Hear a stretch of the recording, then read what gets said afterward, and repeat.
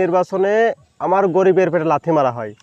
যে নির্বাচনে রোজাদার ব্যক্তিকে একটা ফলের দাম 5 টাকার ফল 10 টাকা দিয়ে কিনে খেতে হয়, এই নির্বাচন দিয়ে কী করবো? যে নির্বাচনে 5 টাকা চাল 10 টাকায় কিনে খেতে হয়, এই নির্বাচন দিয়ে কী করবো? যে আমার মা বোনরা রাস্তায় ঠিক মতন চলতে পারে না। এই নির্বাচন দিয়ে কী করবো? যে দেশে মারামারি গ্যাঞ্জাম ফ্যাসাদ সব আছেই। এই নির্বাচন দিয়ে কী করবো? যে দলীয় লোক ছাড়া অন্য কোনো লোকের হলে সাহায্য সহযোগিতা করা হয় না। এই নির্বাচন দিয়ে কী করবো?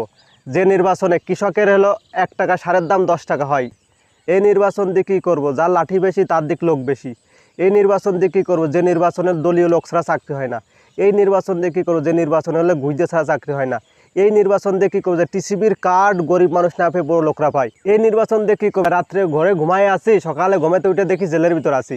এই নির্বাচন দিয়ে কী করবো? যে অজ্ঞাতা অজানাভাবে 5টা কেস হয় নামে।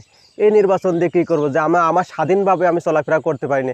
এই নির্বাচন দিয়ে আমি কি করব? যে নির্বাচনে আল কুরআনের এবং ওয়াজ মাহফিলের কথায় বাধা দেওয়া হয়, এই নির্বাচন দিয়ে কী করব? যে নির্বাচনে ইমাম এবং মুয়াজ্জিনের উপরে কথা বলা হয়, এই নির্বাচন দিয়ে আমরা কি করব বলেন?